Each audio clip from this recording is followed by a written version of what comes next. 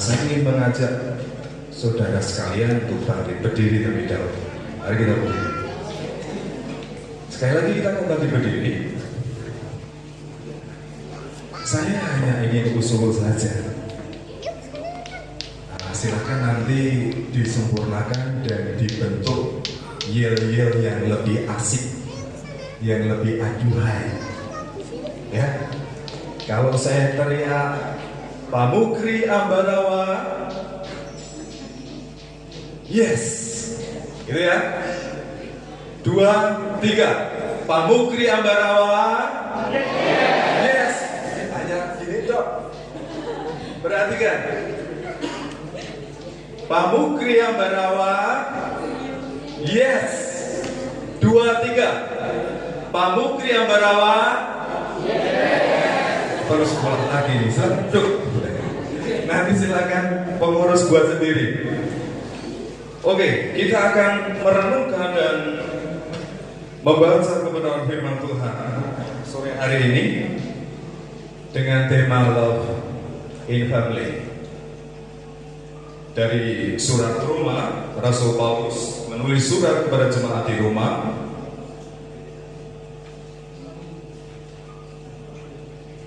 Silakan dibuka.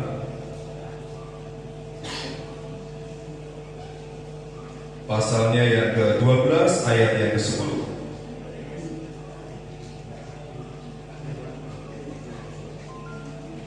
Roma pasal 12 ayat yang ke-10. Demikian firman Tuhan. Hendaklah kamu saling mengasihi sebagai saudara dan saling mendahului dalam memberi hormat. Amin.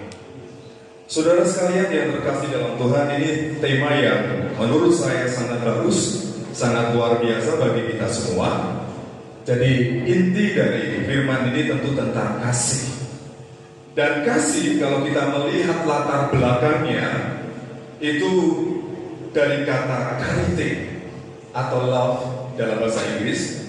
Dan kalau dalam bahasa Latin sebenarnya itu juga serapan dari bahasa Latin. Kata charite itu serapan dari bahasa Latin caritas, yang artinya cinta kasih. Ada seorang filsuf dan juga teolog abad 18, itu namanya Thomas Aquinas, dan dia mendefinisikan kasih adalah persahabatan manusia demi Allah. Jadi persahabatan manusia satu dengan yang lainnya karena perintah Allah, karena kehendak Allah. Jadi ini merupakan satu pola atau satu kebiasaan, bukan hanya cinta kasih yang tertuju kepada Allah, tetapi juga digenapi melalui tindakan kepada sesama kita. Dan saya percaya kalian semua, Pak Mukri, Pak Guyuban Muda-Mudi Kristen, tentu lebih paham tentang kasih. Ada yang sudah praktek menyatakan kasih 5 kali, 10 kali, ada 20 kali. Wah, luar biasa ini. Paling tidak di dalam Alkitab itu ada 3 kelompok kasih. Yang pertama tentu kita tahu agape, agapau, agapos. Itu kasih dengan motivasi yang tulus dan tidak mencari keuntungan diri sendiri. Ini yang menjadi standar kasih Kristus, yang malam hari ini kita peringati. Jadi 2000 tahun yang lalu Yesus Kristus menggenapi kehendak Allah Bapa dengan menyatakan kasih agapos, agape, kasih yang tulus.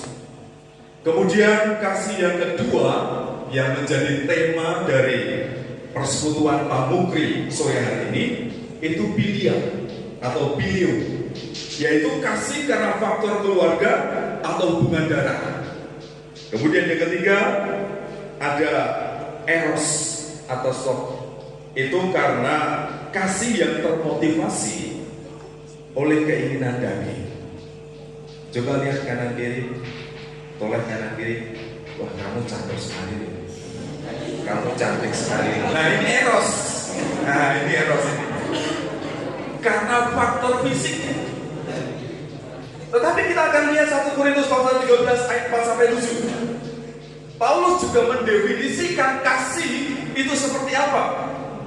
1 Korintus pasal 13 ayat yang keempat sampai ayat yang ke-7. Saya hanya menyimpulkan saja, kita tidak membaca.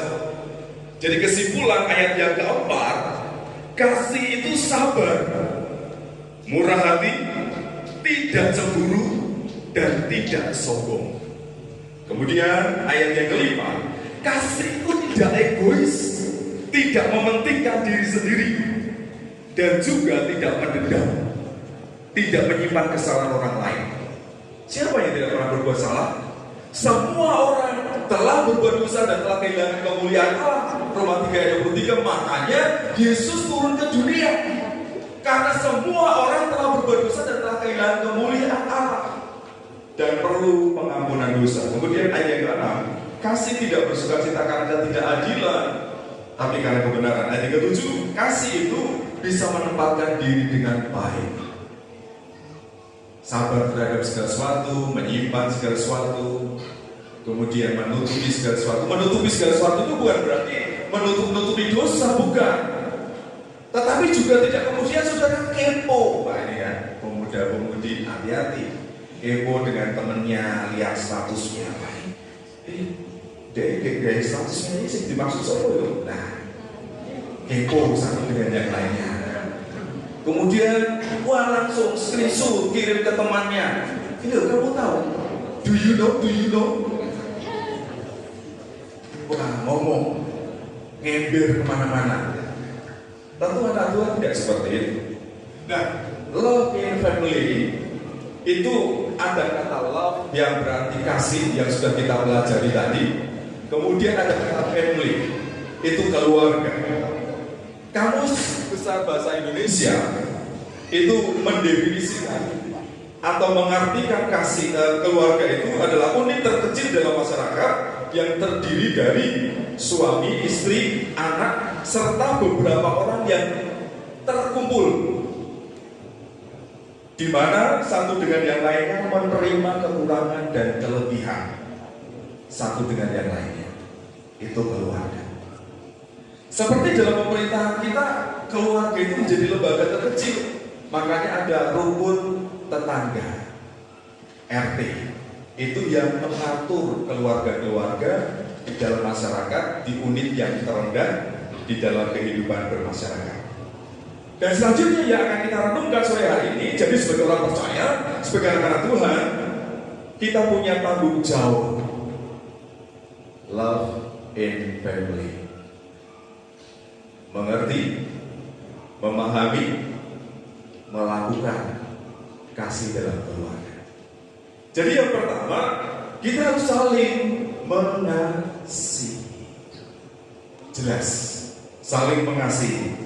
Kasih yang seperti apa? Walaupun tadi kasih dalam keluarga itu masuk golongan bilia, tetapi kasih ini perlu didasari dengan kasih yang nomor satu, kasih yang agape, yang tidak menuntut tetapi memberi, seperti kasih Kristus.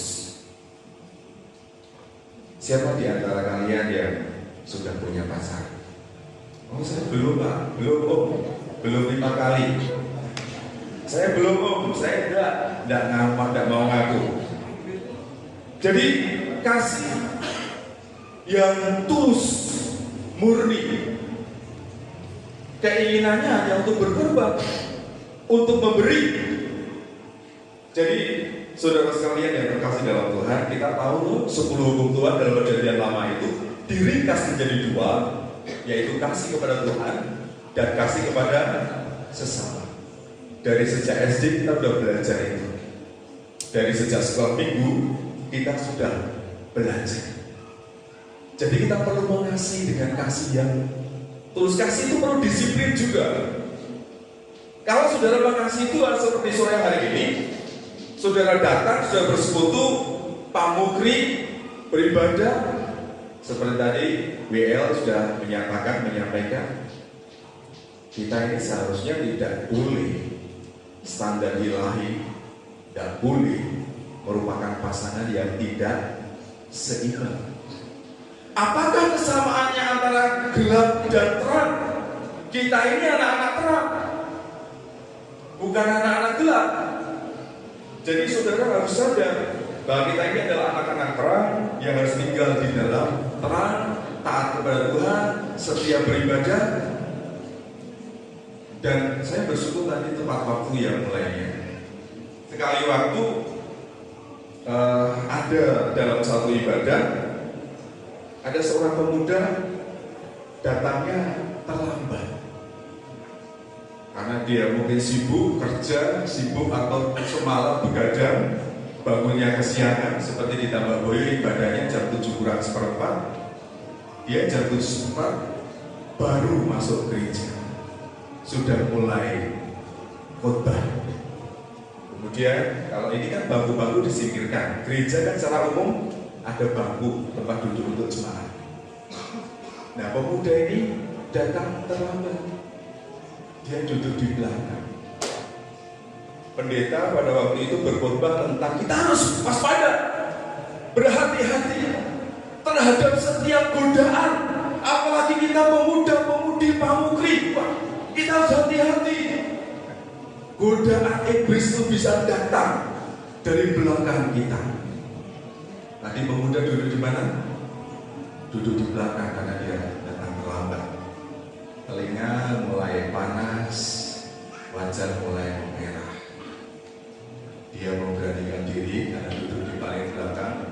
Kemudian dia pindah ke tengah. Pendeta masih melanjutkan khotbahnya.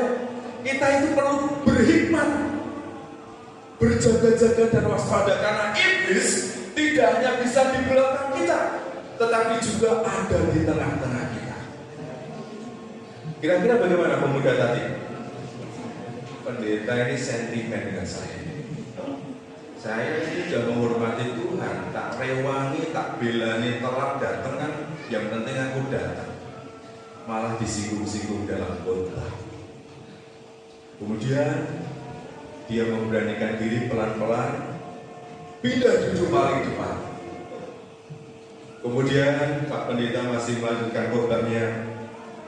Memang iblis itu licik. Kalau di belakang dia tidak berhasil, di tengah dia gagal, dia bisa ada di depan kita. Kira-kira apa yang terjadi? Pemuda ini sudah tidak sabar, kemudian dia berdiri. Pendeta ingat, iblis juga bisa di mimbar. Saya perlu minum dulu ini. Mohon maaf.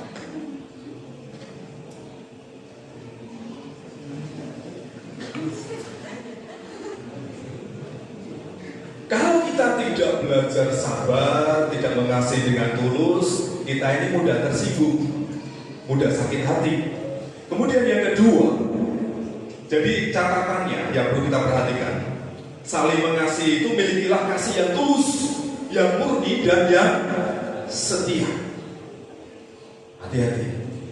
Kalau sudah, menurut saya, ketika kita punya kekasih, berganti kekasih, berganti pacar itu tidak masalah.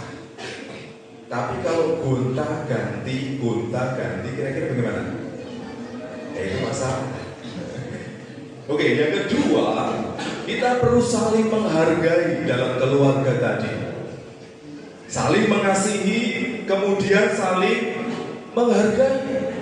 Karena setiap orang memiliki kelebihan dan juga memiliki kekurangan. Ada karunia, talenta yang berbeda-beda.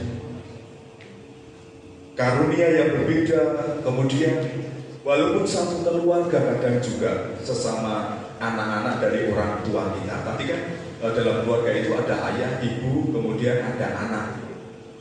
Nah, kadang anak itu kan jumlahnya tidak 1, 2. Kira-kira di sini yang jumlah keluarganya, saudaranya ada 4, ada angkat tangan?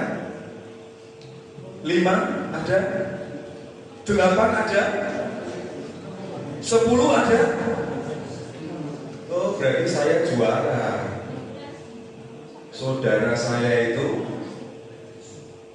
kesebelasan plus pelatih plus official.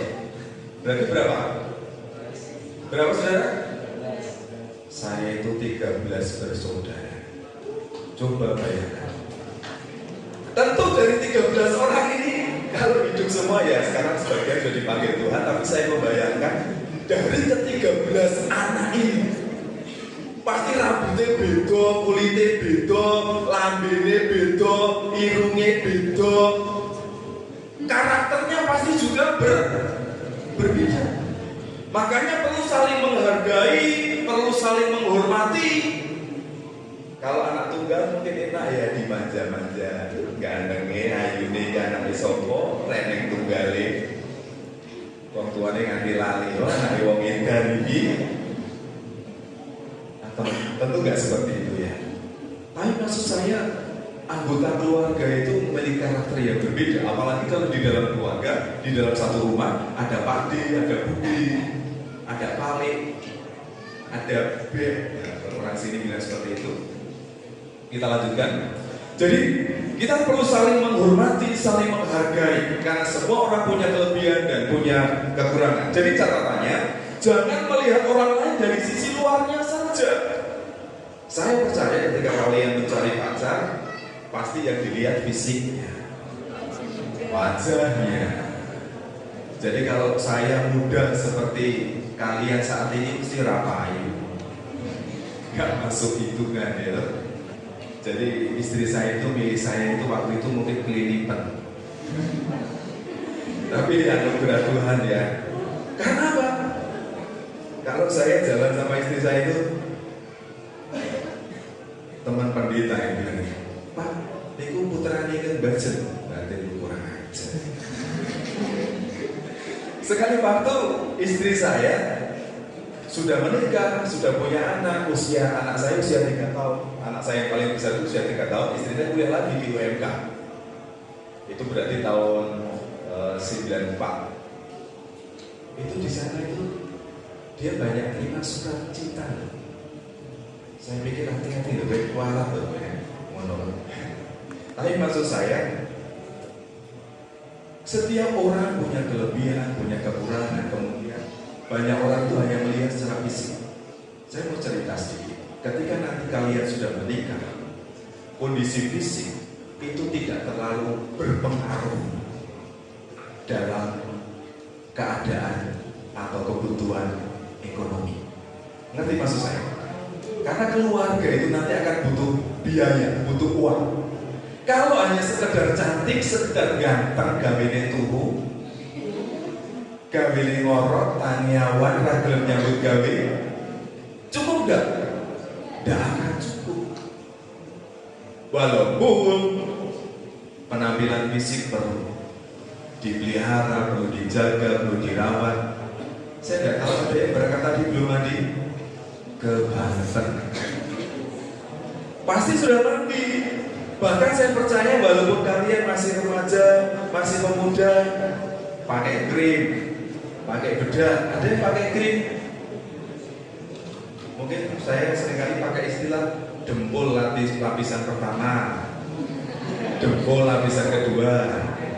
Coba nanti kalau pulang yang sudah punya kekasih, single bikini untuk penet kata tuh kurang. Nah, kecantikan, Amsal itu bilang kecantikan, kemolekan itu bohong dan sia-sia. Bisa dibuat, bisa diedit. Tapi kalau kecantikan dari dalam hati, itu akan menjadi berkah yang kekal.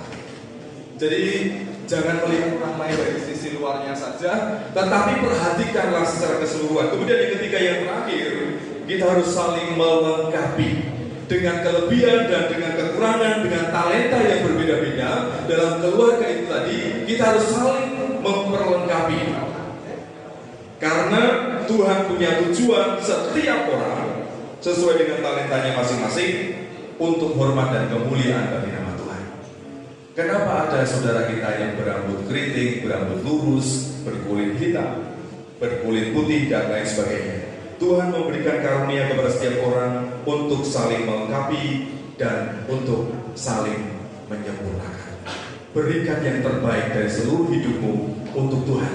Seperti halnya Tuhan sudah mempersembahkan hidupnya untuk kita, untuk saya dan saudara, untuk kita semua yang mati di atas kayu salib karena kasihnya, yang sempurna untuk kita semua.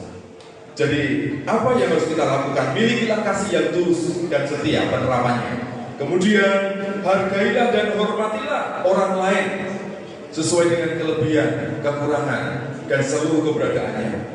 Dan yang ketiga, hiduplah bersama untuk saling melengkapi dan saling menyempurnakan. Noel, perhatikan. Ayo dilanjut untuk penerapannya. Silahkan. Jadi saudara-saudara sekalian, mari kita mempersembahkan yang terbaik untuk Tuhan. Kenapa? Seperti WL, pemain musik, itu butuh harmonisasi, butuh kepekaan. Tidak bisa masing-masing menonjolkan dirinya, nggak bisa. Wah, ini aku drum paling pintar, paling apik. Nek orang mau drumnya seorang apik. Kemudian dia main sakarapi diri. Gitar, keyboard, WL. Wah, ini suara saya yang paling bagus. Ini mix saya yang paling keras. Tidak. Semua kita saling melengkapi untuk hormat dan kemuliaan bagi nama Tuhan. Berikan yang terbaik untuk Tuhan. Jangan memberikan yang terbaik hanya berjanji menjadi komitmen saja, tetapi wah, aku gelo karena keinginanku tidak dituruti. Aku agak kecewa ini karena tidak seperti yang aku harapkan. Tahun 95 ketika saya masih mahasiswa di STI, saya pelayanan di Porot. Dari Sumawono naik, saya weekend di Porot, ada satu gereja dan ada satu jemaat, orangnya sudah sepuh. Sekali waktu dia ngomong sama saya begini, Mas, nyuwun pangapunten nggih. Enten apa, Pak? Saya minta maaf karena kalau nyuwun pangapunten amargi cepene jenengan wedhus jenengan mati. Saya kaget. Karena kan saya waktu itu masih kuliah di STI, baru tingkat 1 tahun 95. Kok bapak ini datang sama saya? Ini nyata, Mas, cepene jenengan mati. Lho kayak kenapa, Pak? Pripun ceritane? Ngeten. Kalau nggak ada wedhus wedok babon, niku pas petang, niku loro.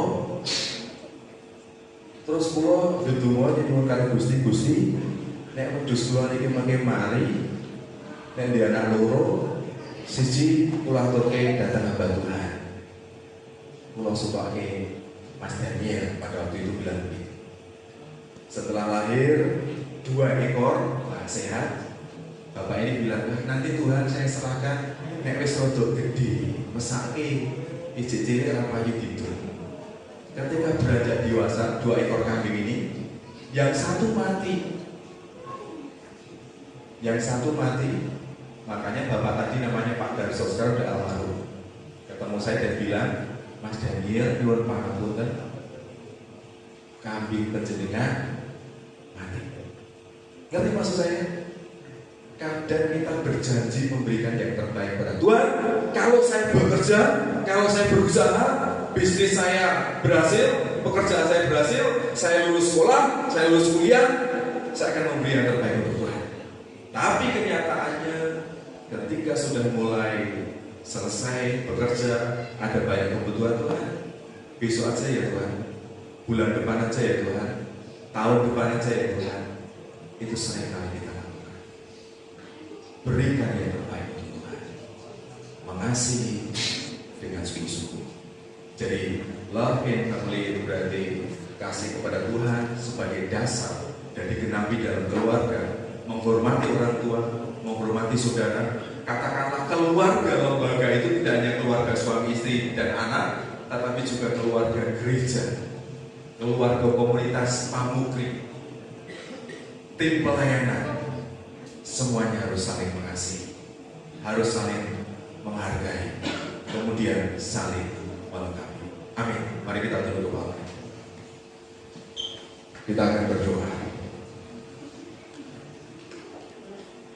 Bapa kami di dalam surga, kami mengucap syukur dan terima kasih kepadamu. Sore hari ini Engkau telah berbicara kepada kami, Engkau telah mengajar. Seperti halnya surat Rasul Paulus kepada jemaat di Rom, di rumah, supaya kami saling mengasihi dalam hidup bersama sebagai satu keluarga, hormat kepada orang tua kami, mengasihi saudara kami, kakak, adik, menerima keberadaan, cara pandang, pendapat, dan apapun yang dibutuhkan oleh saudara kami. Kalau kami bisa menolong, kami akan menolongnya dengan segenap hati kami. Dan juga sebagai anggota keluarga Allah, anggota tubuh Kristus, sebagai warga gereja, kami juga harus saling mengasihi, saling menghargai, saling memperlengkapi. Karena setiap orang, setiap anak Tuhan memiliki kasih karunia dan talenta yang berbeda-beda. Oleh karena itu, pakailah kami Tuhan, urapilah kami Tuhan, lidah bibir kami, tangan kami, mata kami, telinga kami, kaki kami, seluruh tubuh kami, mulai dari telapak kaki hingga ujung rambut kami. Tuhan memberkati.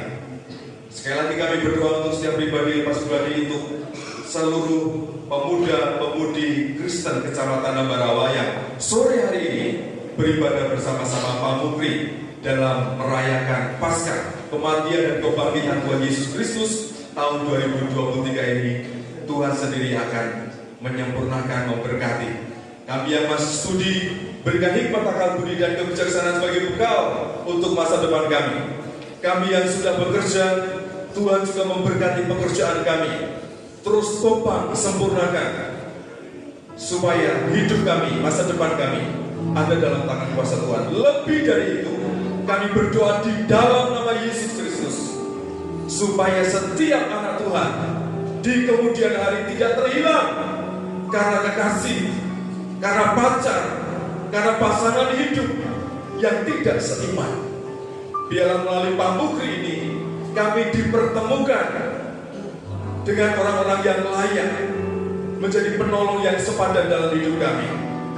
Di dalam nama Tuhan kami Yesus Kristus, berkati ketua, sekretaris, bendahara, seluruh pengurus, dan juga anggota Pak Mukri dari berbagai gereja di Kecamatan Ambarawa ini. Terima kasih Tuhan. Inilah ucapan syukur dan doa kami di dalam nama Tuhan kami Yesus Kristus. Haleluya. Amin.